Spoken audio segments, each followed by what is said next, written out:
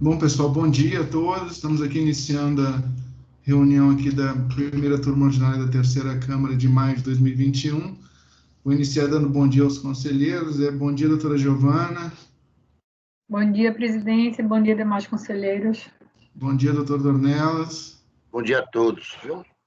Bom dia, doutor Lisandro. Bom dia a todos. Bom dia, doutor Lucas. Bom dia a todos. Bom dia, doutor Rafael. Bom dia a todos. Bom dia, doutora Mauritânia. Bom dia a todos. Bom dia, doutora Bárbara. Bom dia, presidente. Bom dia, demais conselheiros. Bom, pessoal, então nós vamos começar aqui. Eu vou começar pelo item 9, tá? Então tem 3 sustentações orais. A gente vai começar pelo item 9, que eu acho que é na verdade, ele vincula o 10 ao 18 também, porque, na verdade, eu acho que o item 1, que seria, eu já teve sustentação oral da última vez, então acho que a sustentação oral realmente que a gente tem hoje, o outro seria continuação de vista, né? Eu começo pelo número 9. Então, a gente vai examinar agora, então eu estou apregoando já, item 9 a 18 da pauta, contribuinte Metropolitan Life Seguros, relatoria do doutor Rafael. Tainá, acho que pode convocar a patrona, acho que é a doutora Liliane, para entrar na sala, por favor.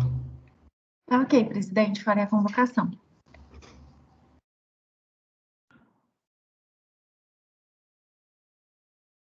Doutora Liliane, seu processo será julgado agora. Por favor, verificar a mensagem.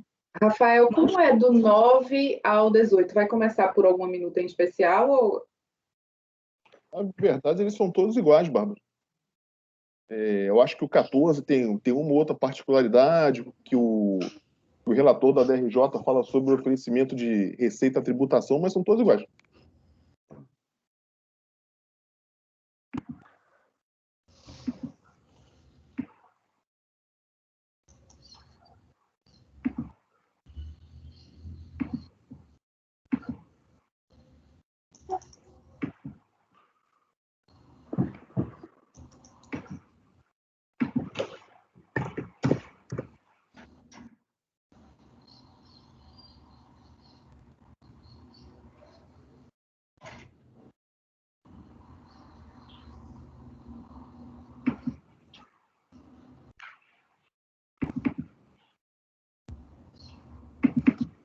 Olá, doutora Liliane, bem-vinda. Bom dia. Bom dia, presidente. Bom dia a todos. Muito obrigada. Doutora Liliane, eu vou passar a palavra para o doutor Rafael, depois eu abro 15 minutos para a sustentação oral, volto para ele fazer depois a relatoria iniciar o voto, depois o colegiado entra em discussão, tá bom? Na verdade, eu acho que eu vou deixar a critério dele, até como são vários processos que a gente está julgando simultaneamente, do 9 até o 18 da pauta, eu vou deixar, se ele quiser fazer alguma observação sobre algum específico desse lote aí, para o relator fazer. Tá bem? Eu não sei se o senhor vai querer fazer a sustentação de todos de uma vez, vai querer fazer separadamente, mas quando voltar a palavra para a senhora explica como é que vai, tá bom? Como vai conduzir a sustentação oral, por favor. Então, doutor Rafael, com a palavra aí para a relatoria Metropolitan Life Seguros, itens 9 a 18, por favor. Bom dia, patrona. Doutora Liliane, seguir aqui com o relatório e voto do processo. Relatório. Trato presente de análise de recurso voluntário interposto em face de acordo de primeira instância e considerou a manifestação de inconformidade improcedente, tendo por resultado o direito creditório não reconhecido. Foi preferido o DD eletrônico em sede da análise de DECOMP, que intentou extinguir débitos com pretenso crédito de pagamento indevido de RPJ do terceiro trimestre de 2009, no valor de tal. Foi considerada não homologada, tendo em vista a utilização integral do pagamento indicado como crédito para quitação de débitos declarado em DCTF desde período de apuração, tendo sido cientificado o contribuinte em data tal.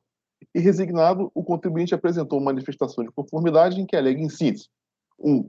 Que o DD deve ter considerado exclusivamente as informações que constam na DCTF e DIPJ originárias, que por um lapso não indicavam a existência do referido de imposto recolhido na fonte. 2. Comprova o crédito pleiteado através do DARF pago e por meio de recomposição de subscrito fiscal, considerando o valor do IRF retido em seu nome por fontes pagadoras, juntamente com os respectivos informes de rendimento. 3. A administração deve superar aparente erro no preenchimento da declaração originária, a fim de que prevaleça a verdade material. 4. Todos os requisitos previstos em lei para compensar tributos federais foram observados. E 5. Não foi intimada para sanar eventuais divergências de informações. Sobreveio a deliberação da autoridade julgadora de primeira instância, consubstanciado no acórdão tal, proferido em sessão tal, de que se certificou o contribuinte em data tal, cujos ementa e resultado foram vazados nos seguintes termos: compensação requisitos, a observância ao artigo 170 do CTN, imprescindibilidade da retificação da DCTF para comprovação do pagamento devido ao maior. Enquanto não retificada a DCTF, o débito espontaneamente confessado é devido, logo o valor utilizado para quitá-lo não se constitui formalmente em débito. Manifestação de conformidade improcedente, direito creditório não reconhecido. E resignado, o contribuinte apresentou recurso voluntário, em que, além de repisar os argumentos expendidos nas razões de manifestação de inconformidade, pugna pela nulidade do acordo recorrido, uma vez que a autoridade julgadora de piso deixou de analisar os documentos por ela juntados, que são mais do que suficientes para a comprovação da existência do crédito e da legitimidade da compensação efetuada, em afronta aos princípios do contraditório e da ampla defesa, assegurados condicionalmente pelo artigo 5º da Constituição. É o relatório, patrona e presidente. Doutora Liliane, então 15 minutos, a senhora pode ficar à vontade para utilizar como a senhora quiser, tá bom? Bom dia, presidente, bom dia, relator, senhores conselheiros. Só para eu fazer um resumo dos casos, são realmente do item 9 ao item 18, eles são muito semelhantes, todos tratam da mesma matéria, então, por isso, creio que dá para a gente conversar, tratando de todos os casos ao mesmo tempo.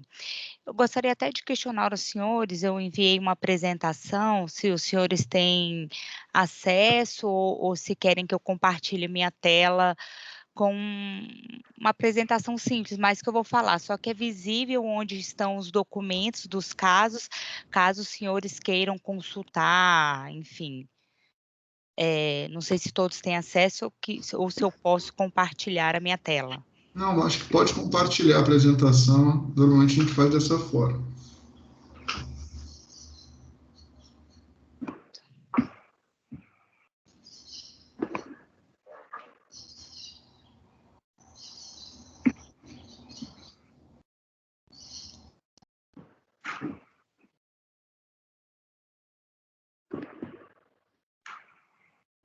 Só um minutinho.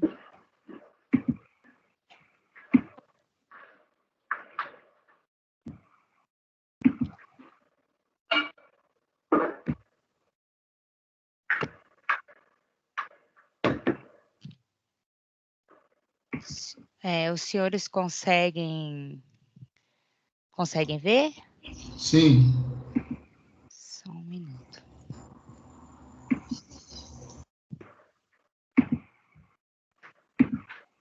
Estão vendo a apresentação, né? Sim, estamos vendo. Assim. Vou colocar aqui. Isso.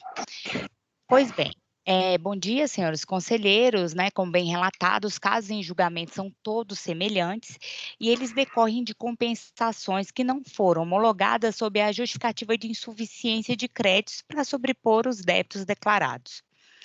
A empresa ela apurou os tributos devidos, sejam eles o IRPJ ou a contribuição social sobre o lucro, que foram esses tributos que geraram o crédito, e por um equívoco, ela identificou que o pagamento foi realizado a maior. Infelizmente, na maioria dos processos em questão, não houve a retificação da DCTF, o que motivou, no entendimento da recorrente, da leitura das decisões de primeira instância, a negativa do seu direito creditório. E, apesar da documentação juntada aos autos, as decisões de primeira instância, elas seguiram o entendimento que, ora os créditos eram insuficientes, ou ora necessitava-se da retificação da DCTF, para que o direito creditório fosse líquido e certo. Ocorre que esse erro no preenchimento da DCTF foi amplamente reconhecido pela recorrente, salvo no processo de final 2013-92, que é o item 13 da pauta, em que a recorrente ressalta que houve a retificação da DCTF, porém não foi observada pela fiscalização, que analisou somente as declarações, seja ela da IPJ e DCTF original. Em consideração, aí o fundamento, né, utilizado tanto pela fiscalização quanto pela DRJ para não homologar as compensações realizadas, foram o quê? A divergência de informações que foram prestadas mediante a DCTF e o pedido de compensação, o PERDECOMP. Pois bem, senhores, a recorrente em suas defesas, ela suscita alguns pontos que devem ser levados em consideração para a verificação da efetiva existência do seu direito creditório. Primeiro, nos casos em julgamento, há comprovação do efetivo pagamento. E aqui eu chamo a atenção dos senhores para a apresentação que está na tela, que aqui eu fiz um quadro demonstrando o valor devido, o valor quitado mediante DARF e onde estão os documentos nos autos de cada processo, que comprova que houve documentação que poderia ter sido, sim, verificada pela fiscalização, pela decisão da DRJ, e que não foram, esses documentos, no entendimento da recorrente, não foram analisados e não foram a fim de verificar se realmente a empresa não teria seu direito creditório. Além disso, há comprovação que o pagamento ocorreu em valor superior ao montante devido, e como eu mencionei, essa documentação que comprova está, sim, acostada aos autos, espelhada no memorial que foram entregues aos senhores, está sendo espelhado agora na tela. E, além disso, a recorrente pugna pela necessidade de observância do princípio da verdade material, pois ela reconhece que pode ter acontecido um erro no preenchimento da sua DCTF, mas isso jamais pode suprimir um direito à compensação ou um direito creditório que a recorrente detém. Dessa forma, no entendimento da recorrente, se tivesse o fisco entendido que por algum momento não estaria correto a contabilidade da recorrente ou os documentos acostados ou entregue quando da entrega da DIPJ ou da DCTF, ela deveria ter lavrado um auto de infração para exigir aquele valor devido e não simplesmente não homologar as compensações sem analisar os documentos sobre a justificativa de insuficiência de documentos. Mais uma vez, a recorrente pede-se que seja considerado o princípio da verdade material, e a esse respeito tem uma jurisprudência, uma vasta jurisprudência do CARF nesse sentido, e aqui a recorrente colaciona pouquíssimos acórdãos para não deixar cansativa essa sustentação, em que deve-se levar em consideração o princípio da verdade material. A ausência de retificação na DCTF, ela não pode ser um óbice para o reconhecimento do direito creditório. Então, com essas considerações, a recorrente entende que deve sim ter uma análise dos documentos juntados e, se não for o caso de ter sido reconhecido seu direito creditório neste momento, que os autos, os processos, né, o julgamento dos casos seja convertido em diligência para que possa ter identificado realmente o direito creditório da recorrente. E isso aconteceu até num caso da recorrente, da mesma semelhança com os mesmos casos, em que a turma entendeu que realmente havia documentos juntados, mas que, para não ter uma supressão de instância, seria necessária a conversão do julgamento em diligência para, enfim, analisar os documentos e verificar se a empresa teria o direito creditório ou não. Como eu mencionei para os senhores, a documentação está nos autos, está indicado as páginas aqui, caso os senhores queiram fazer uma consulta rápida. E eu agradeço e fico à disposição, caso os senhores tenham alguma dúvida ou queira falar de algum caso específico. Muito obrigada. Vou tirar aqui a apresentação. Obrigado, doutora Liliana. Então, passo para o doutor Rafael para proferir o voto, por favor. Presidente, questão de ordem. Eu estou aparecendo aqui no vídeo, não? Não, você acabou de... Não estou aparecendo? Não. Eu estou com a câmera ligada. Deixa eu...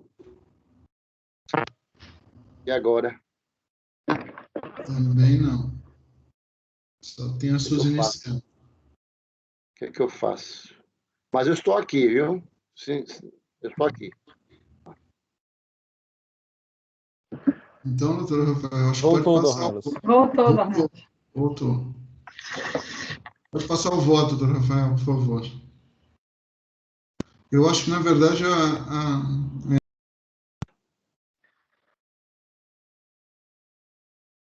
Pode passar o voto, por favor.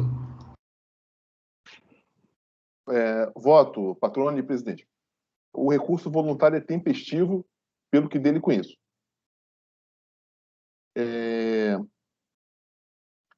Preliminar de nulidade, ofensa aos princípios do contraditório e da ampla defesa.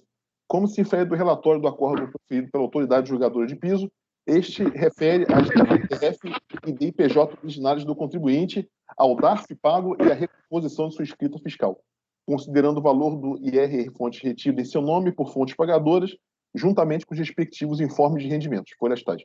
Já quanto ao voto condutor, este faz a seguinte referência à documentação acostada aos autos pelo contribuinte. No presente caso, a interessada declarou em DCTF débito de RPJ devido no terceiro trimestre de 2009, no montante de tal, valor diferente do informado em DPJ, montante tal, efetuando o pagamento em DARF no mesmo valor declarado em DCTF. A DCTF, diferentemente da DPJ, constitui instrumento de confissão de dívida, quanto aos débitos nela declarados, sendo dever do sujeito passivo providenciar sua retificação quando identificar erros nela contidos. No caso presente, tal providência não foi adotada em tempo pela empresa, permanecendo o pagamento integralmente alocado ao débito regularmente confessado em DCTF, de modo que não poderia a autoridade ACOR reconhecer-lhe crédito algum. Pelo exposto, não assiste razão a recorrente quando afirma que juntou outros documentos, DARF, informes de rendimentos, planilhas de apuração do tributo, etc., que são suficientes para demonstrar a existência do crédito em seu favor. Contudo, deixaram de ser analisados pelo venerando acordo recorrido, violando os princípios do contraditório da ampla defesa, padecendo o vício de nulidade, eis que foram levados em conta. Se a apreciação levada a efeito está conforme a legislação tributária então vigente, é questão que será apreciada a seguir em série de mérito. Mérito, direito creditório. A autoridade julgadora de piso assim se manifestou quanto à matéria. Vou passar a leitura das partes grifadas. A administração cabe investigar a certeza e liquidez do crédito suplicado, independentemente de estar ele consignado em declaração apresentada pelo contribuinte e ao interessado fazer prova de seu direito. A DCTF, diferentemente da DIPJ, que é mera apuração do RPJ da CCL, sem nenhuma comprovação de valores ali presente, no caso presente, tal providência não foi adotada em tempo pela empresa, permanecendo o pagamento integralmente alocado ao débito regularmente confessado da DCTF, de modo que não poderia a autoridade ACOR reconhecer-lhe crédito algum. A retificação de valores informados em DCTF após procedimento de fiscalização é admitida, sem prejuízo, no caso concreto, da competência da autoridade fiscal para analisar outras questões ou documentos com o fim de decidir sobre o indébito tributário. A não retificação de DCTF pelo sujeito passivo impedido de fazê-lo em decorrência de alguma restrição contida na INRFB 1110 não impede que o crédito informado em PERDECOMP e ainda não decaído seja comprovado por outros meios, mediante prova inequívoca ou oriunda de sua escrituração contábil fiscal, da ocorrência do erro de fato no preenchimento da DCTF, o que efetivamente a interessada não logrou fazer. Ademais, nem mesmo a DCTF retificadora que estava ao seu alcance foi apresentada. Em sua defesa, a recorrente aduz que a origem do crédito da recorrente é recolhimento a maior título de RPJ.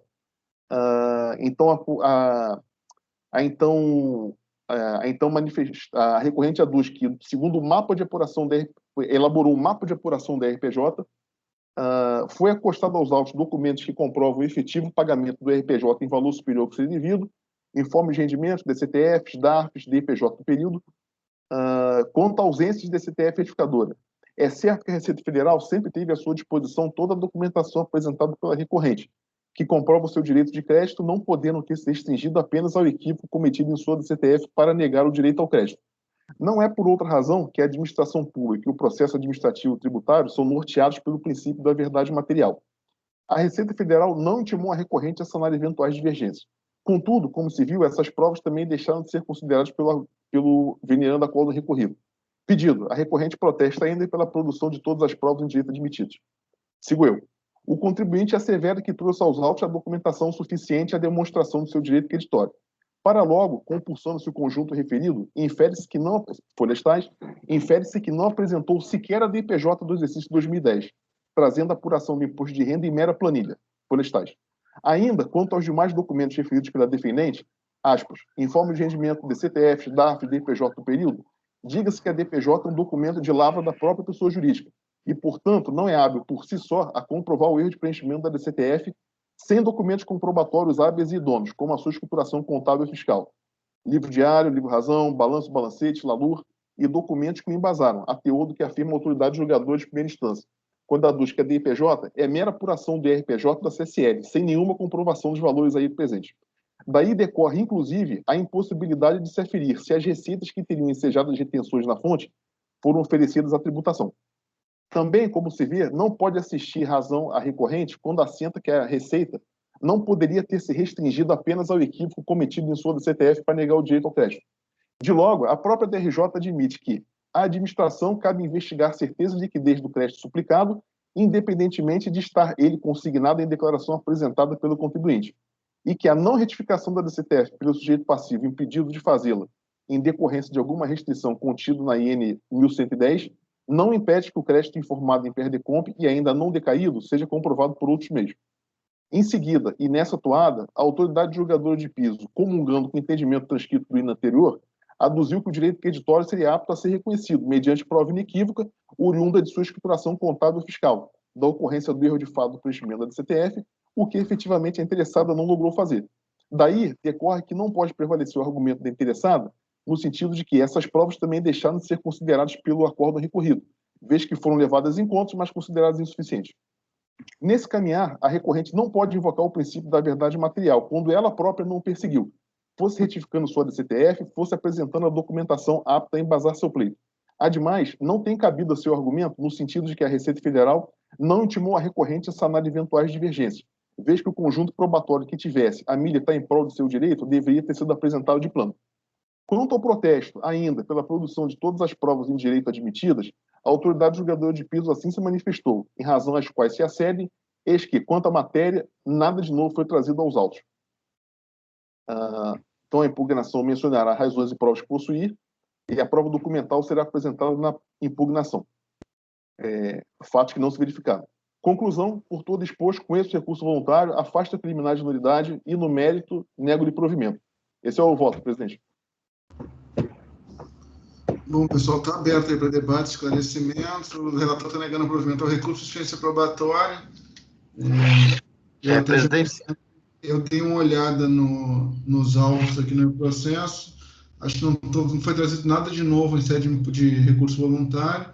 E realmente eu só vi uma planilha da DPJ, não tem nada que sustente aquela planilha de DPJ apurada de escrituração contábil, nada de registro contábil da empresa. Mas, doutor Dornel, se queria falar, pode falar. Não, você acabou tirando a minha dúvida. Eu ia perguntar se em recurso ele trouxe alguma coisa, porque ele protesta para a produção de provas, que vai trazer provas, mas não trouxe nada de recurso, né? Não. Deixa eu ver aqui, eu acho que só tem 16 páginas de recurso, pelo menos aqui no meu processo. Aí eu acho que aí tem um contrato social, acordo em termos de ciência. Só se nessas 16 páginas tiver muita coisa, mas acho que não. As 16 páginas são realmente toda a sustentação só do recurso em si. Aí só tem 2 anexos. Um anexo é um documento de identificação aqui, e esses comprobatórios aqui, que são 13 páginas, eu acho que é o acordo e o termo de ciência. Vou até abrir aqui. Pela descrição aqui do processo, não, realmente. Vou só abrir esse de 13 páginas para confirmar. O doutor Rafael, acho que pode esclarecer melhor. Não tem nada de novo de elemento probatório em recurso, não, né, doutor Rafael? Nada, presidente.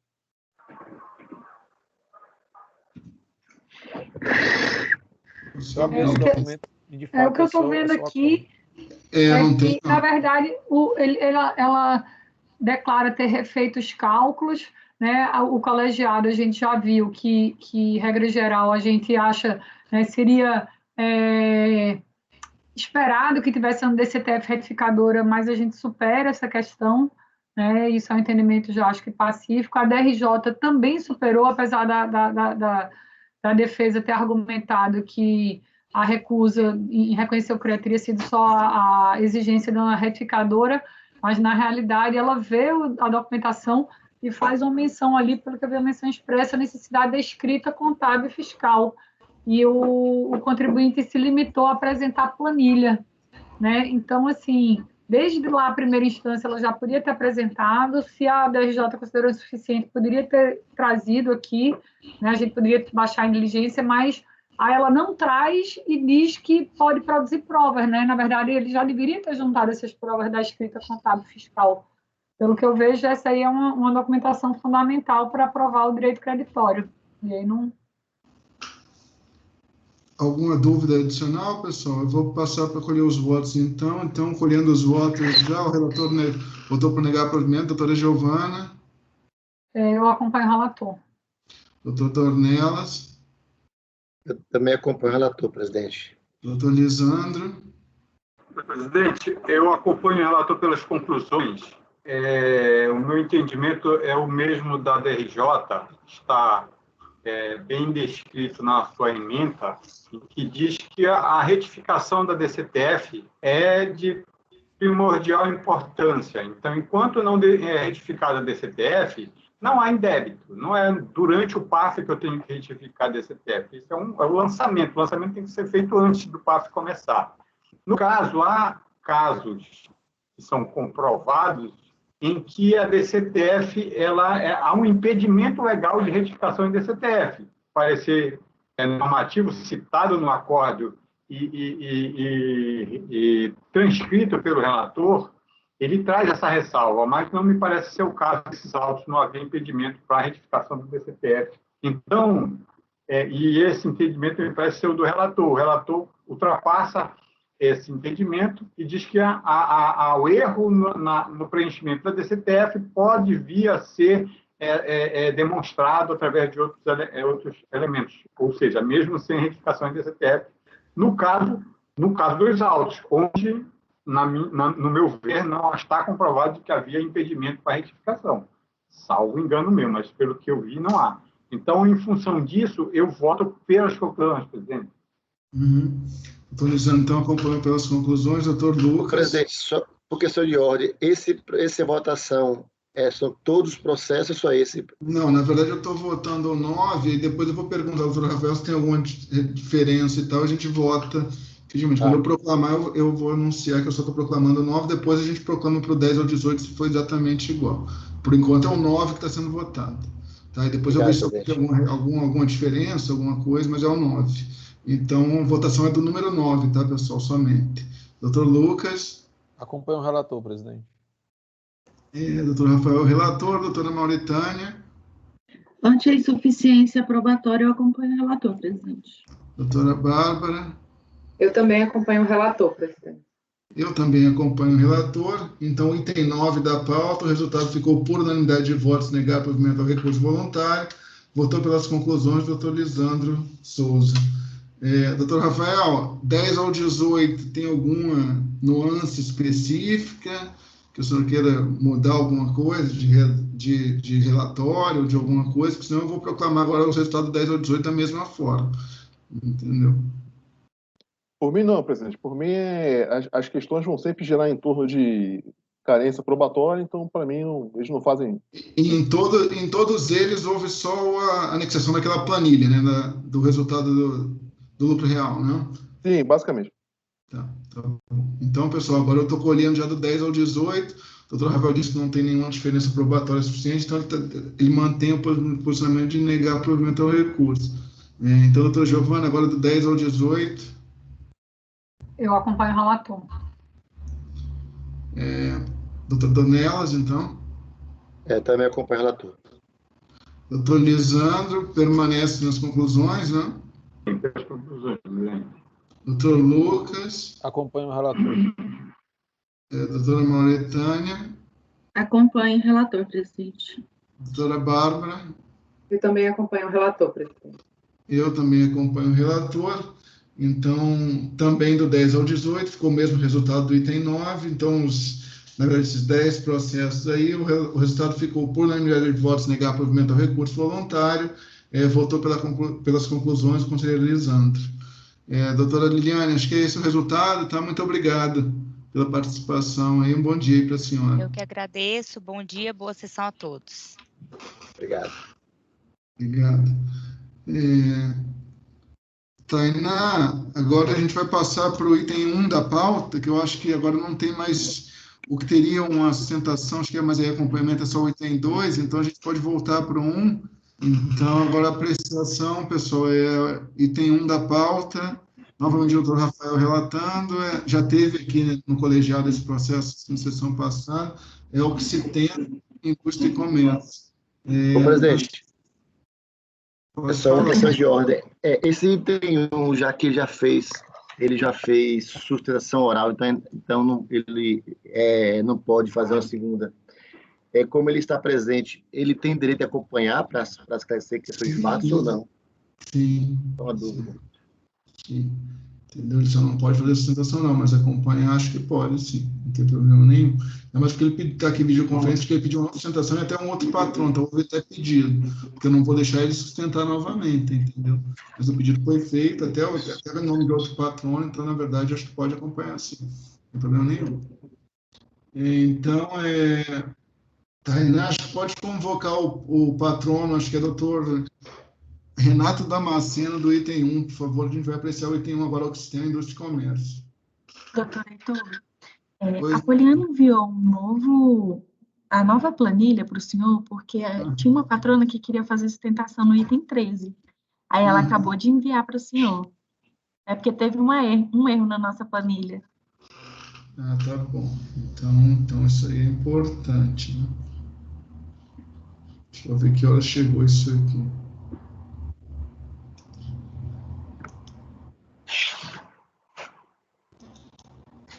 Item 13 é o que foi votado agora. Não, é o 3, eu acho. Ah, tá. Agora caiu, né? Ela mandou agora 9h29. Não, eu botei aí. Pessoal, se vocês quiserem até aqui, atualizar. gente. Vocês estão me vendo? Sim, estou vendo. Benito. Pessoal, então, conforme a Tainá falou, na verdade tem uma nova planilha de sustentação oral. Não, mas é o item 13, né? Isso. O problema é que já estava em apreciação. Entendeu? Agora eu não sei como é que vai ficar essa situação, porque na verdade o item já foi julgado. Entendeu? O item já foi julgado, agora não tem mais como voltar, tá? Vai ter que, ela, se quiser, efetivamente vai ter que entrar com embargos, alguma coisa aqui, porque na verdade, como o erro foi comunicado depois do julgamento, eu não posso fazer mais nada com relação ao item 13. Entendeu? Já foi proclamado o resultado, não tem mais como mudar. Infelizmente. Você avisa para a patrona que, infelizmente, não tem como mudar, que foi apreciado agora de manhã, e, na verdade, é até de outro escritório, né, na realidade, mas não teve como fazer, efetivamente. Porque eu só recebi a informação que tinha sustentação oral depois do julgamento. Então, agora não tem mais como eu abrir o julgamento de novo, que eu já proclamei o resultado. Pode avisar para ela. Tá bom? Tá ok, presidente. Então, voltando, pessoal, infelizmente não tem como fazer. Eu não sei se vai dar algum problema posterior, mas o julgamento está encerrado. Não tem como eu reabrir o julgamento aqui agora para fazer a sustentação oral do item 13. Infelizmente. Chegou aqui 9h29, não tem como. A gente já estava em julgamento do processo, já tinha até tido a sustentação oral da patrona, que ela até, na verdade, eu achei até que ela era procuradora do itens 10 e 18 também, que ela até falou, efetivamente não é. Então, agora não sei, se tiver algum embalo, a gente enfrenta depois. É o jeito, não tem como mais alterar o julgamento agora do item 13. Então, pessoal, voltando para o item 1 da pauta, Oxiteno, então, Tainá, acho que pode chamar o patrono da Oxiteno, a gente vai continuar, então, no item 1. Ok, presidente.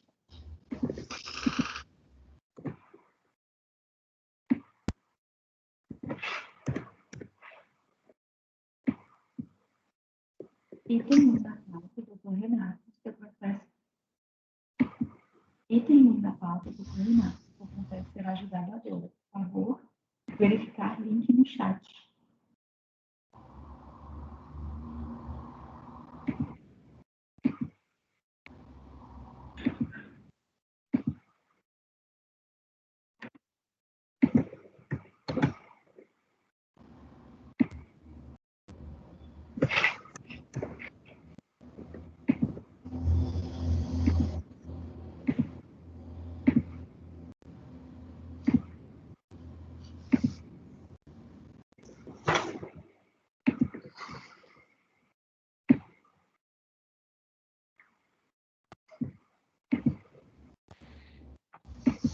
Olá, bom dia, doutor Renato.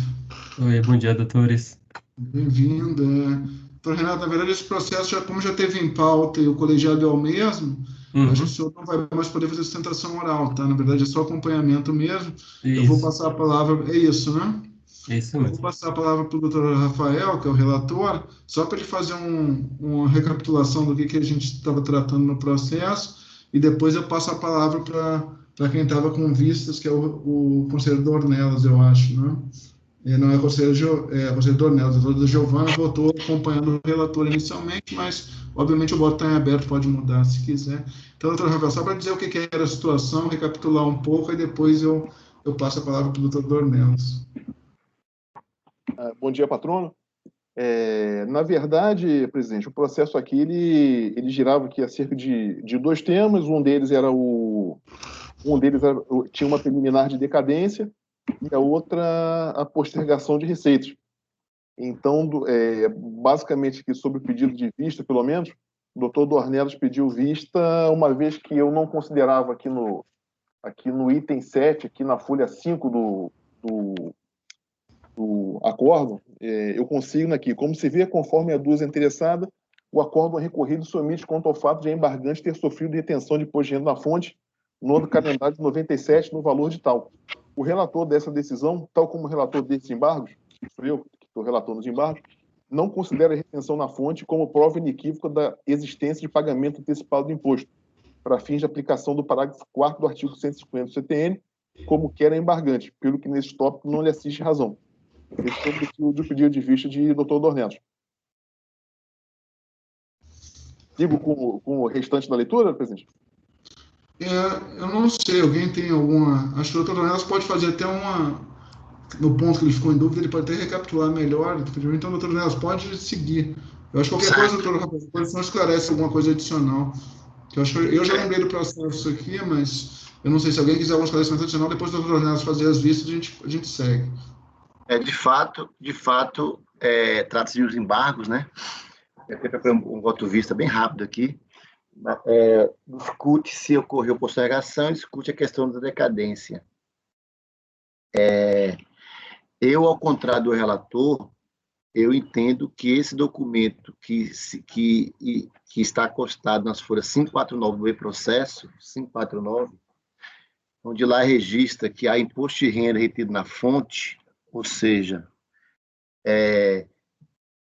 não é apenas uma declaração, porque eu lembro que tem uma discussão no CAF que a simples declaração do contribuinte, isso não é pagamento antecipado, certo? Mas aqui é uma declaração, mas é uma declaração de uma retenção e pagamento por parte de um terceiro, quando o contribuinte não tem nenhuma ingerência sobre esse pagamento. Então entendo que uma vez existente no processo que houve imposto de renda retido na fonte, ele é considerado como, inclusive, eu acho que de forma unânime aqui, porque está na legislação, como antecipação do pagamento do tributo devido ao final do ano. Eu acho que aqui há, sim, antecipação de pagamento, e entendendo como antecipação, eu faço a aplicação do artigo 1731. Digo logo que esse detalhe não foi mencionado por Fernando, que era o relator do voto do acordo recorrido. Então, esse fato não foi mencionado em nenhum momento pela decisão embargada. E ele mesmo que admitiu, disse que eu lembro do despacho de disponibilidade, ele admitiu que houve omissão nesse ponto também, por isso admitiu o recurso. Então, considerando que o lançamento, aí o recorrente ele cita até antes que houve o lançamento em janeiro, se eu não me engano foi 6 de janeiro, mas compulsão nos autos, o lançamento foi dia 26 de fevereiro, foi a data que o recorrente tomou ciência. Então, por muito má razão, foi após o que o próprio contribuinte está dizendo em embargos, né? Embargos. Então, com isso, eu acolho essa preliminar, presidente. Então, eu, já adiantando meu voto, não sei se eu posso fazer isso. Então, já acolho essa preliminar e reconheço que foi ultrapassado o prazo de 5 anos contado do fato gerador, que foi 31/2/97. Então, lucro anual. Então, de fato, ocorreu a extinção dos débitos em causa pela decadência. É assim como eu voto, presidente. Na questão de postergação, concordo com o relator também que ele acolheu os embargos que deu efeito infringentes. Eu fiz a vista especificamente para analisar essa questão da decadência. Eu queria, presidente... Pode falar, João. Sem dar meu voto ainda, né? Mas eu queria... peço licença para discordar do conselheiro Dornelas, que eu entendo que o fonte ele não consegue atrair a aplicação do artigo 150, parágrafo 4º, para fins de contagem de prazo decadencial, porque apesar da retenção ser um recolhimento do imposto de maneira antecipada, ela não é ato do sujeito passivo, ele é ato de terceiro. Então, a gente, quando analisa a questão da decadência, a gente começa a dizer, só aplica se teve pagamento ou não, pagamento ou não. Óbvio, a gente precisa, existe decisão do STJ que faz questão da exigência do pagamento, mas não é o pagamento, é o pagamento mais a declaração do sujeito passivo e da apuração do tributo que ele homologa. Então, a gente parece que parte só do pressuposto da existência do pagamento e esquece que existe um pressuposto anterior, que é a declaração pelo próprio contribuinte e a apuração do imposto. Então, o artigo 150, a gente está falando aqui de lançamento por homologação. Então, a retenção de fonte por um terceiro não configura o lançamento por homologação. Então, aqui ele exige que seja apurado, que ocorre aqui, o lançamento por homologação ocorre quanto aos tributos cuja legislação atribua ao sujeito passivo o dever de antecipar o pagamento sem prévio exame da autoridade administrativa, opera-se pelo ato em que referida autoridade, tomando conhecimento da atividade exercida pelo obrigado, não é por terceiro. Então, eu, apesar de considerar que o fonte é um pagamento antecipado, na retenção da fonte não existe a apuração e a declaração pelo sujeito passivo obrigado. Então, eu mantenho aí o entendimento do relator, que não atrai a aplicação do prazo decadencial de 154. E se tiver alguém mais quiser discutir, senão aí eu profiro o meu voto, que já tinha proferido, que é no sentido de acompanhar o relator. Eu faço só a menção, eu acho que o conselheiro Rafael colocou de dar provimento parcial ali para aceitar a questão da postergação, e eu só entendo que a liquidação, a aplicação dessa postergação e eventual lançamento residual seja liquidada efetivamente pela unidade de origem, né? Porque a gente sabe que na aplicação da postergação normalmente não cai o auto todo, porque tem a questão da mora que ele pagou no exercício seguinte. Mas isso aí seria só questão de liquidação do acordo. É isso. Bom, pessoal, então, na verdade, acho que o doutor Dornelas abriu a divergência, né? Para acolher a preliminar de decadência, né? Então, eu não sei, acho que, na verdade, a gente pode votar em conjunto sem votar preliminar em separado, porque eu acho que, na verdade, o doutor Rafael deu provimento parcial para reconhecer, para que se reconheça os efeitos da postergação. A doutora Giovana, acho que acompanhou e rejeitou a preliminar de decadência. A doutora Nelas abriu. Agora, uma coisa que eu ia perguntar, eu não sei, não ficou claro para mim, a decadência, nesse caso, esse pagamento, ele abrange todos os períodos de apuração aqui ou não? Sim, abrange. Primeiro, fazendo um contraponto com Giovana, a gente está tratando aqui de imposto de renda pessoa jurídica. Então, o IRPJ, ele é, sim, um tributo sujeito à homologação, independente se houve antecipação de pagamento por redação na fonte. É assim como eu entendo. Claro que respeitando o entendimento da conselheira Giovana. E aqui, presidente, de fato, está exigindo o ano calendário 97 imposto de renda. Então, é todo o lançamento. Então, pessoal, o doutor Leonel abriu divergência para dar provimento, então dá provimento ao recurso, não der parcial, então. Só está dando provimento ao recurso, né, integral, por força de reconhecer a preliminar de decadência. Então, o doutor Rafael votou para dar provimento parcial, a doutora Giovana provimento parcial acompanha o relator, o doutor Dornelas, então, deu provimento integral, reconhecendo a preliminar de decadência. Doutor Lisandro, então, agora a votação. Presidente, não me ficou claro apenas, eu acompanho o relator quanto à decadência, mas quanto à postergação, não ficou claro, porque o que aconteceu? A prova seria as declarações de imposto de renda que já estavam presentes nos autos. Não me ficou claro se isso foi verificado, se há essa disponibilidade de saldo de prejuízo. Eu acho que isso poderia ficar mais claro no fechamento, porque pode ser que não esteja mais disponível tenha ocorrido algum outro evento em algum outro processo, por exemplo. Eu acho que não ficou claro nesse sentido. Então, por isso, eu acho que talvez fosse melhor, talvez não, né? Já que é hora de votar, eu votaria por uma diligência, presidente, para essa verificação. Porque da forma como está aí, está me parecendo um simples provimento do recurso nesse quesito da postergação. Mas não há uma clareza para mim, com as provas dos autos, de que esse prejuízo não foi usado em outro local. Ou talvez a alternativa da Giovana seria modificar um pouco a conclusão, o dispositivo do acordo, no sentido de deixar isso claro, de que a unidade de origem deve dar esforço, no sentido de verificar, acatar aquilo como prova de um prejuízo, né, de um saldo posterior que não foi usado, né, já que o contribuinte tinha considerado para si integralmente o prejuízo naquele ano. Então, nesse sentido, acho que ou modificar o dispositivo talvez fosse suficiente para evitar uma diligência, mas, a priori, meu voto é por diligência. Então, pessoal, o doutor Lisandro, então agora, pessoal, vou reiniciar a votação. O doutor Lisandro abriu uma preliminar aí de converter o julgamento em diligência. Se eu puder dar um breve esclarecimento, de fato, esclarecimento, doutor Renato. Rapidamente, a questão da postergação do imposto, eu só queria chamar a atenção que ela já foi analisada, tanto para o ano anterior, né? A gente está falando do ano de 97, né?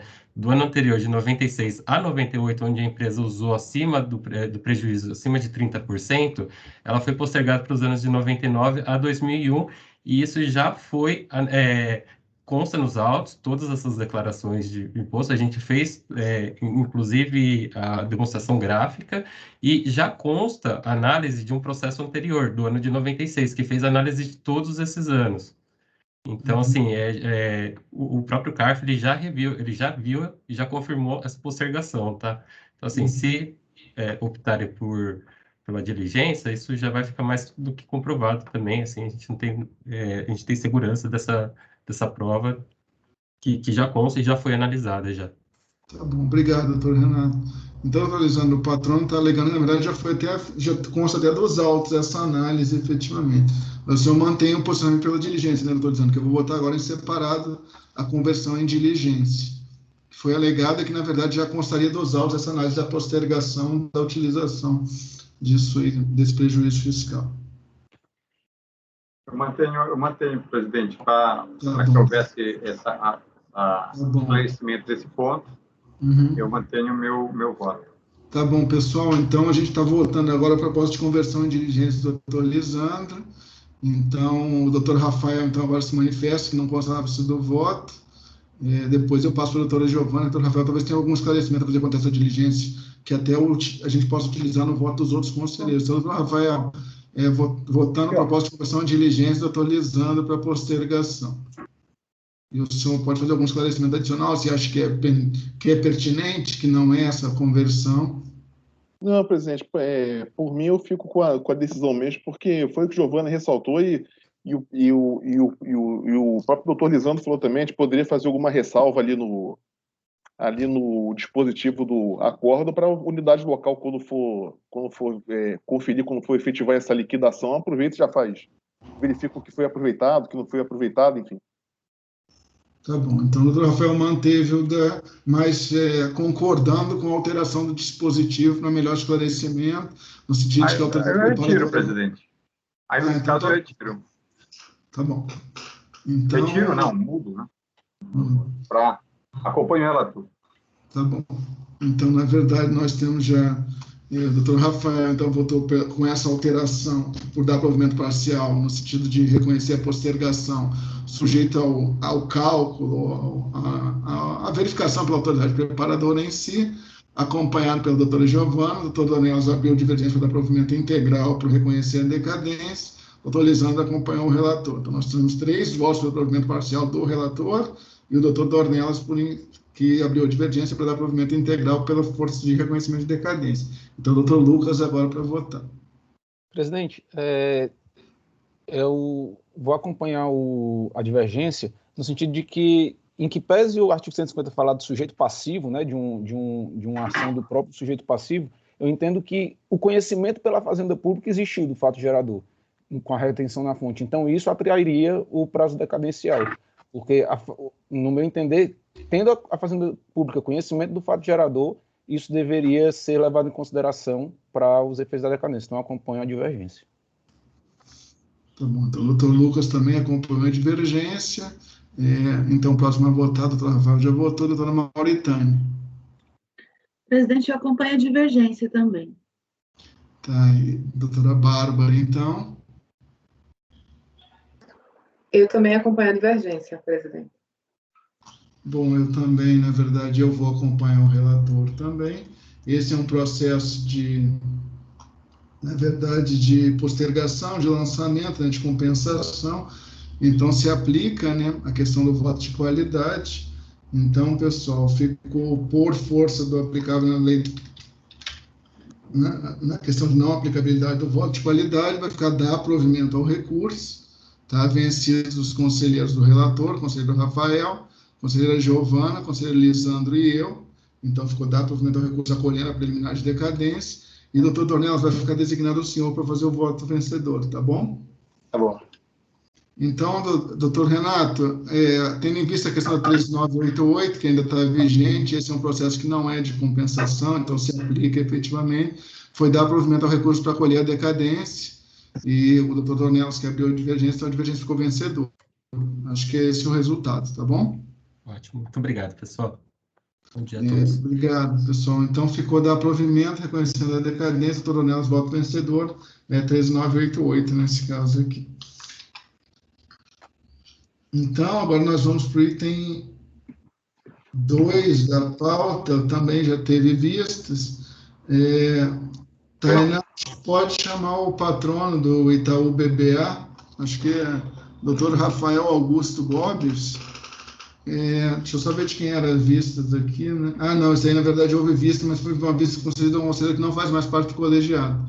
Então, na verdade, é um retorno de pauta, vai ser só acompanhamento, efetivamente, mas só que, na verdade, é um assunto novo para todos nós aqui.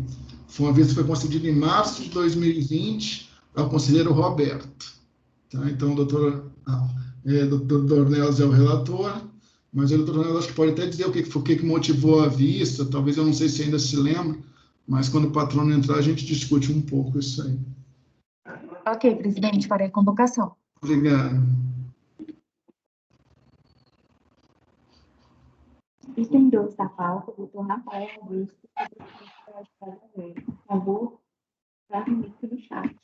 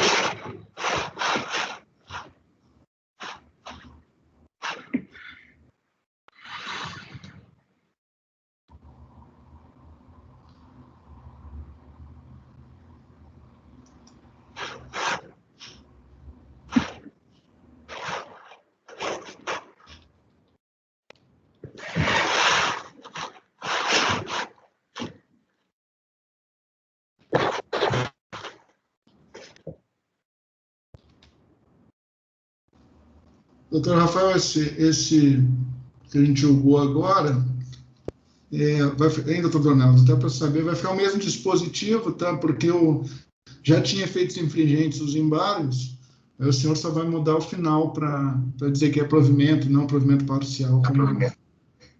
Acho que pode até aproveitar esse dispositivo do doutor Rafael aqui, que é sanar o embargo para colher com efeitos infringentes, só que ia dar provimento, em vez de provimento parcial. Porque ele já botou tudo isso, entendeu? Ele listou o acordo anterior, ele pode até aproveitar.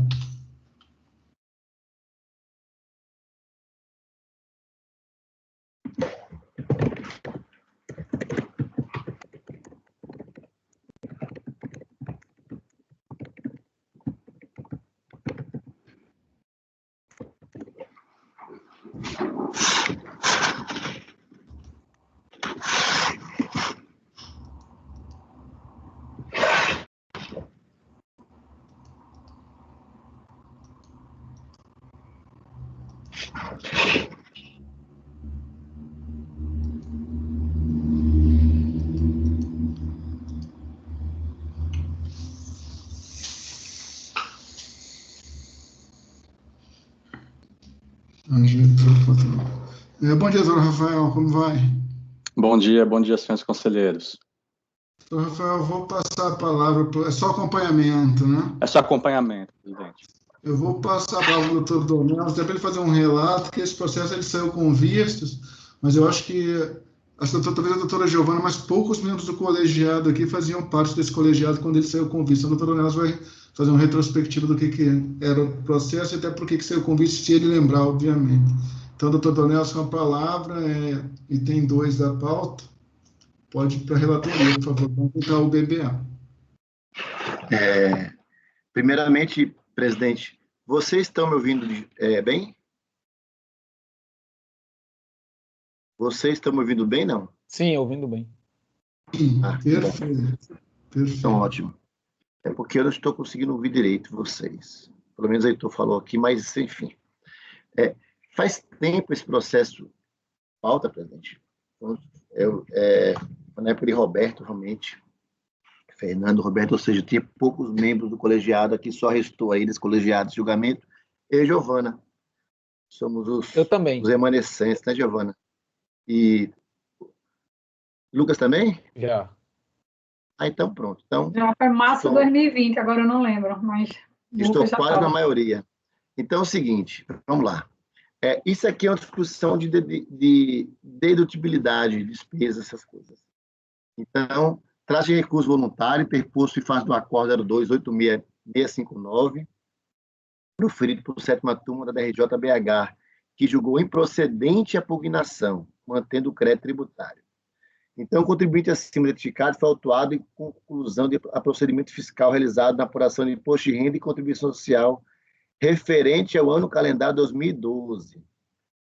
Então, teve aqui imposto de renda, contribuição social, esses tributos apurados incorrendo nas seguintes infrações.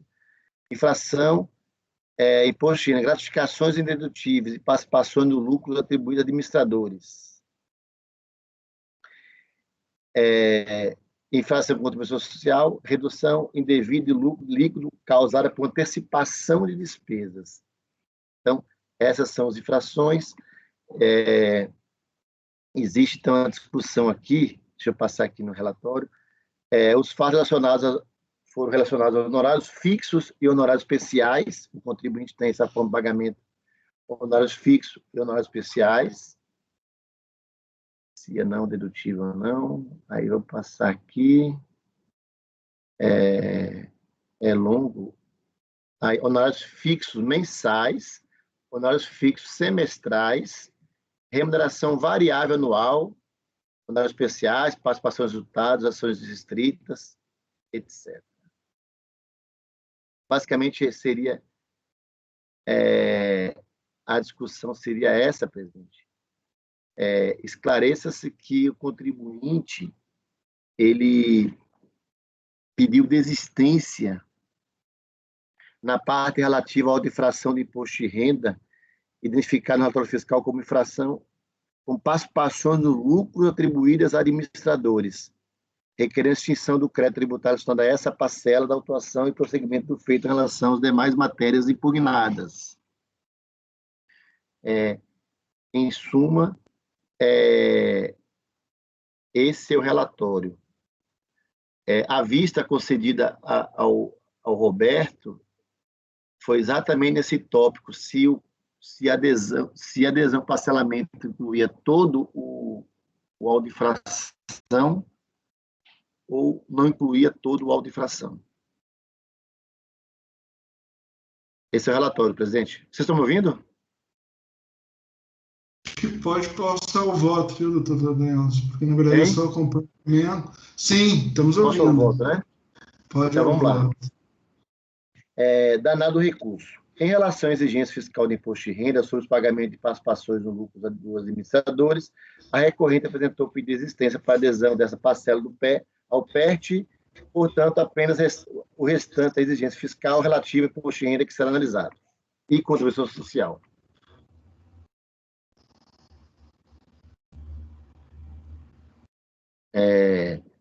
Da preliminar. Alega o contribuinte que a fiscalização incorreu em erro na identificação da situação fática que daria ensejo suposta incidência tributária na parcela do crédito tributário de imposto de renda, classificada pela administração como gratificações indedutíveis.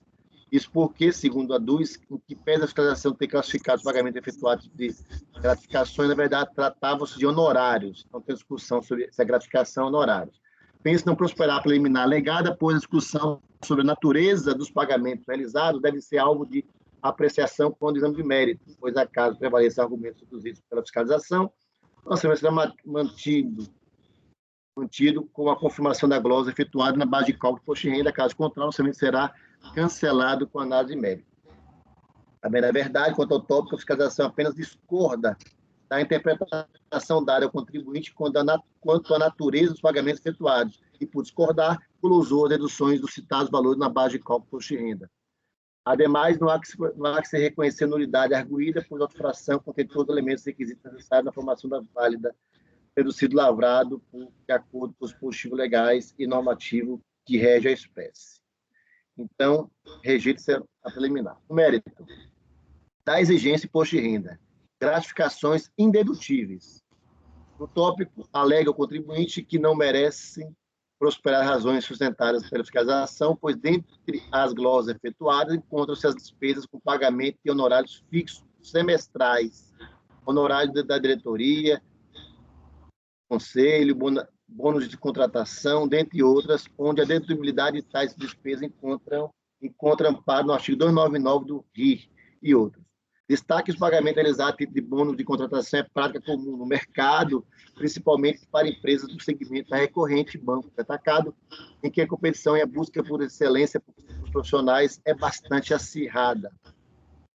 Por fim, noticia a existência de ação judicial em trâmite no TRF da Terceira Região, ajuizada por empresa sucedida da recorrente, que discute a limitação à dedutibilidade dos honorários que não sejam mensais e fixos. Pois bem, o âmago da discussão diz respeito à natureza dos pagamentos realizados. Na ótica do recorrente, trata-se de pagamentos realizados a título de honorários, que deve ser dedutivo da base de cálculo de renda, ainda que não sejam mensais e fixos. Por outro lado, o fisco sustenta que tais pagamentos são gratificações e, como tais, indedutíveis. Porém, como visto, o próprio contribuinte noticia a existência de ação judicial onde se discute exatamente o que deveria ser discutido aqui nos autos, a efetiva natureza de tais pagamentos. Ou seja, não há como prosperar eventual julgamento sobre o mérito, ante ajuizamento de ação judicial, pois qualquer que seja a decisão, vai prevalecer a decisão judicial, que analisará a questão da limitação à dedutibilidade dos honorários que não sejam mensais e fixos. Em outras palavras, o caminho escolhido pelo recorrente acarretou renúncia à instância administrativa em face e propositura de ação judicial. Nesse sentido, aplico a súmula CAF número 1 e reconheço, e não conheço, no caso, presidente, o meu primeiro voto seria esse, não conhecer o recurso voluntário em face da concomitância com a ação judicial. CAF 1. Esse seria meu voto. Eu acho, então, que a gente pode votar essa questão do conhecimento, doutor Daniel. Se ficar vencida, o senhor prossegue, se for o caso.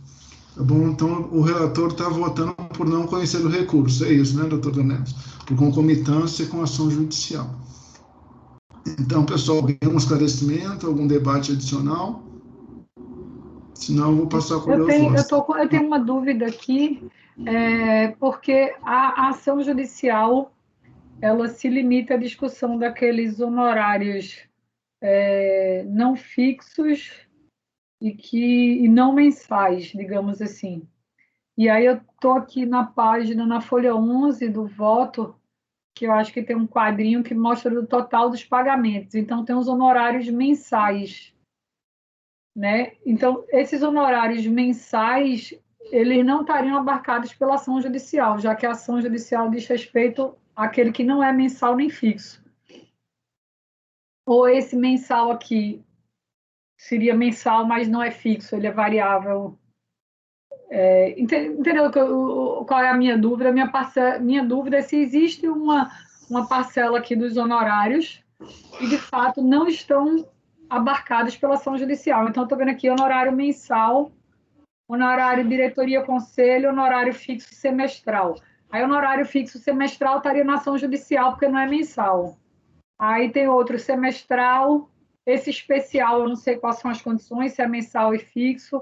Honorários especiais 1, diferença de honorários mensais. O próprio contribuinte fala que analisa a questão da limitação à dedutibilidade dos honorários que não sejam mensais e fixos. Pois é, aí a minha dúvida é, tudo que foi glosado é não mensal e fixo? Ou, tipo, não mensal e variável, no caso?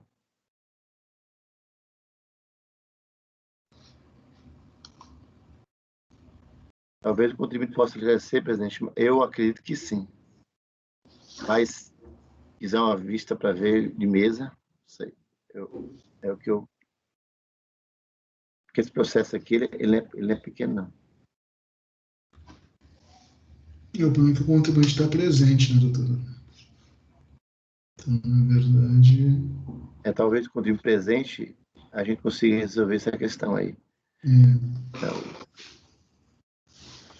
Posso esclarecer, presidente? Pode. Contribuinte. Boa tarde. Bom dia, né?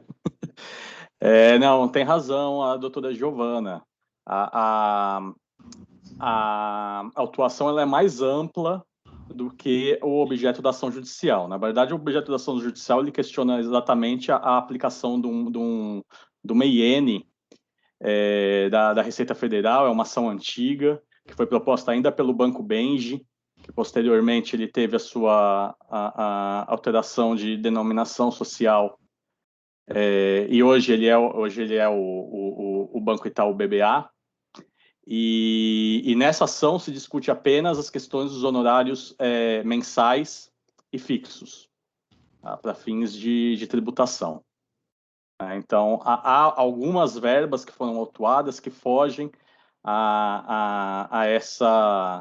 a objeto da ação judicial. Nós mencionamos porque existem algumas similitudes, né? Nós tivemos que mencionar no recurso, até por prática de boa-fé, porque ela realmente, uma parte da autuação, ela está abrangida na ação judicial, mas apenas os honorários fixos e mensais.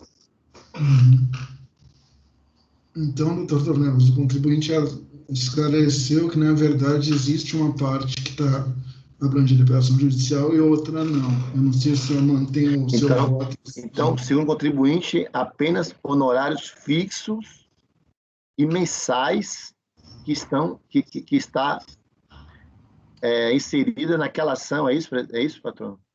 Porque é o seguinte, o que ele fala... É isso sim, especificamente do MEIN. Eu até vou olhar aqui, enquanto vocês discutem, quando eu me lembro exatamente qual era a IN. É uma IN bem antiga da Receita Federal, que hoje ela nem está mais em vigor. Mas ela especificamente quanto a isso, tá? Que é a discussão sobre os honorários fixos e mensais. Mas eu volto em Presidente, eu vou fazer uma parte. Como houve mudança do colegiado, é possível renovar a vista desse processo, não é isso? Sim. Claro, mas antes de vista, vamos só... Deixa eu só certificar se eu falei isso porque o próprio Antônio falou, ou existe ação judicial. Porque se existe nos autos o processo judicial, Giovana, a gente consegue matar a questão. Se não existir, tem que pedir a juntada. Para a gente andar, né? Deixa eu ver aqui. Porque ele dá... E tem o seguinte, não, doutor Jorge, pode te tomar um tempo aí, não tem problema, porque é o seguinte também, eu tenho que registrar o voto do doutor Dornelos. Então, na verdade, ele tem que até ver se ele vai votar pelo não conhecimento, pelo conhecimento parcial, alguma coisa nesse sentido, entendeu, doutor Jorge? Então, deixa o doutor Dornelos, pode perder um tempo aí, se você se confirmar aí, que é melhor, porque... Só um minutinho, presidente. Me deu... Pode ficar à vontade, eu também estou olhando para você. Ele fala aqui, documento 5, fala que juntou. Deixa eu ver aqui.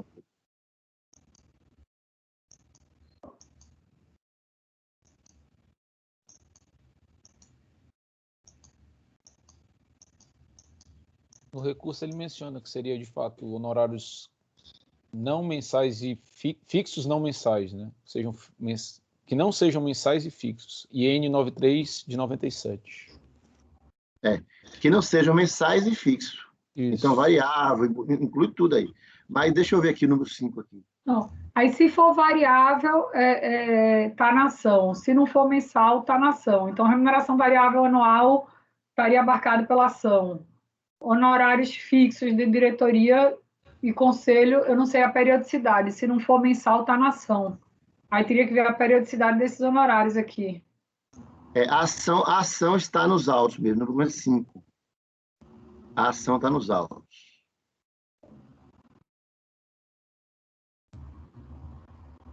Tanto exposto, presente requisito que a tutela, a fim de que os autores possam considerar como despesa dedutível na apuração do lucro real os honorários pagos a seus administradores e conselheiros, independente de serem mensais e fixos, afastando assim as restrições da IN 31, 93, 97. Então, ele diz o seguinte, que pede para que se considere como despesa dedutível na próxima imposto de renda os honorários pagos a seus administradores e conselheiros, Giovana, independentemente de serem mensais e fixos. Porque mensais e fixos não há discussão, né? Então, então, presidente, eu mantenho meu voto pela concomitância. Então, doutora Giovana, eu acho que essa é o seguinte, eu acho que pode sair com o segundo pedido de vista, mas aí vai ser convertido em vista coletiva, tá? Porque o regimento assim prevê. Eu acho que não tem problema nenhum, não, mas é o último, efetivamente. Então, na verdade, eu não sei, que a senhora mencionou alguma coisa de vistas, efetivamente, e aí ele voltaria na próxima sessão com vistas coletivas, porque já houve vista do conselheiro Roberto, eu acho que o regimento não tem exceção de se o colegiado anterior era ou não o mesmo. Porque, vê só, a discussão aqui, Giovana, vai ser, eu até coloco aqui, se eu for vencido, então, a discussão, honorários fixos semestrais, certo? Então, não é mensal. Honorários fixos da diretoria da conselho. Apesar de se surgir, a fiscalização permitiu a dedutibilidade. Eu coloco essa questão aqui. Fixo anual. Não é mensal. Diferente dos honorários mensais.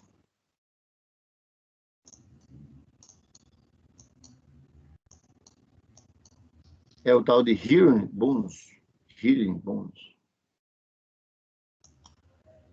que são verbas paga na contratação e exoneração de diretores. Então, assim, eu entendo, sim, que essa ação abarca toda a discussão.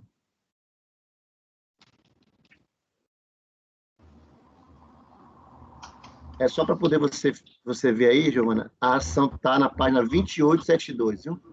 Pedido. Eu estou dando uma olhada no relatório fiscal para ver se a glosa, a razão da glosa se encaixa. Ah, certo. Certo.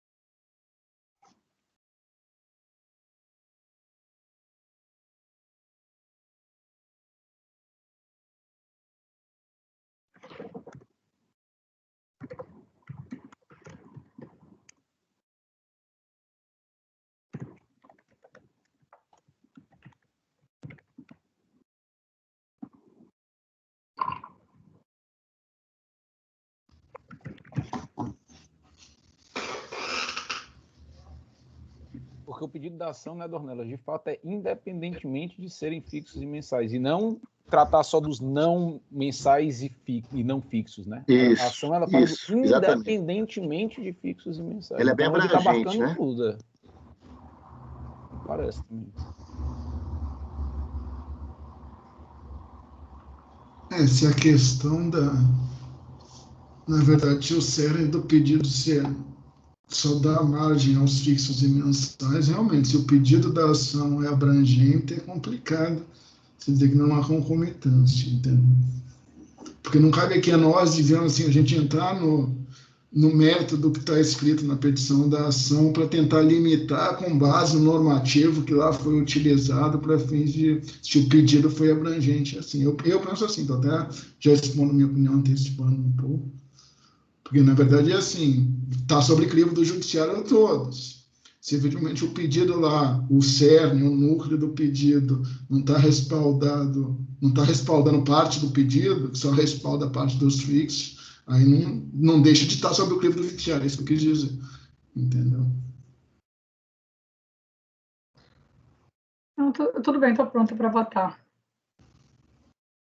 Tá bom, então, colhendo os votos, a doutora Dornelas manteve, então, o voto pelo não conhecimento do recurso por concomitância, então, a doutora Giovana. Eu acompanho o relator pelo não conhecimento do recurso. Doutor Lisandro. Só, presidente, só uma dúvida. Na parte positiva, eu menciono que tem uma parte também que foi parcelado, ou não precisa fazer isso? Que o contribuinte abriu mão de incluir no PERT. Eu falo isso no começo do voto. A questão é a seguinte, né? Se o senhor não está conhecendo o recurso por concomitância, eu acho que nem caberia falar disso, né? Porque o que acontece? Toda a matéria está abrangida numa discussão que nem foi aberta o envelope aqui. Está no judiciário em si. Se houve efetivamente algum tipo de parcelamento em si, o senhor nem está conhecendo o recurso aqui. Entendeu? Pode constar até no relatório em si, mas eu acho que o voto em si não. Eu praticamente tem razão. Eu penso assim. Então, doutor Lisandro acompanhou o relator também, pelo não conhecimento? Acompanho o relator. Doutor Lucas. Eu também acompanho o relator, presidente. Doutor Mauritânia. Desculpe, doutor Rafael. Com o relator, presidente. Doutora Mauritânia. Acompanho o relator, presidente. Doutora Bárbara. Eu também acompanho o relator, presidente. Eu também acompanho o relator. Diante desse pedido abrangente, que eu também acho que esse doutor Lucas Leu também me convenceu que estaria abrangido, pelo fato do meu pedido estar abrangente na ação judicial. Então, eu acompanho o relator também, então ficou por unanimidade de votos, não conhecido recurso voluntário, o item 2 da pauta. Tá bom, doutor Rafael? Esse é o resultado final. Obrigado, bom dia. Bom trabalho para vocês. Obrigado.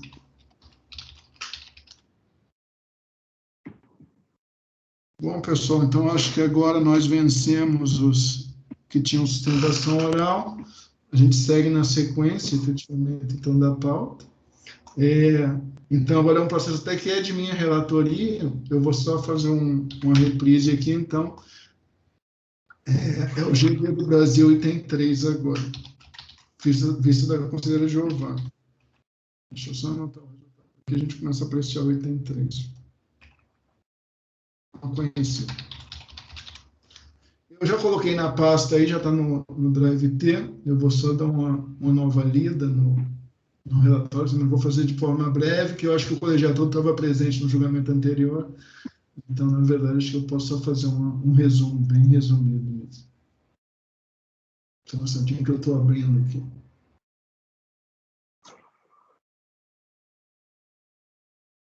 Não é um processo de perder conta.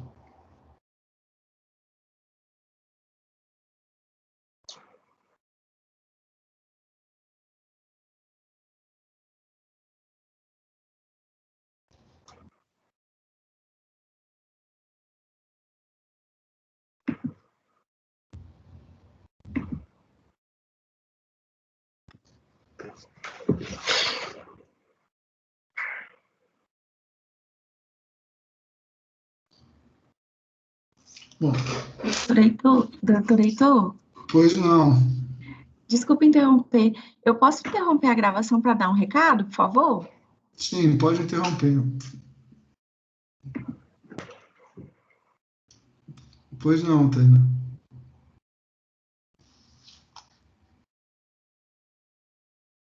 Doutor Heitor, em relação àquele item 13,